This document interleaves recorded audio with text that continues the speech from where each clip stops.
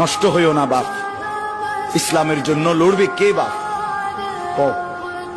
মুরব্বীরা তো চলে যাবে বাপ।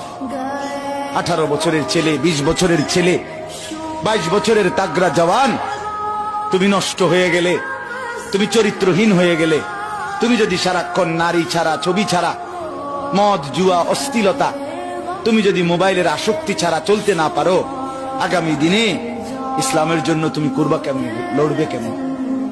আগামী প্রজন্ম তোমার হাতে নিরাপদ দিন পাবে কেমন? বেঁচে থাকার নিরাপত্তা মিলবে না।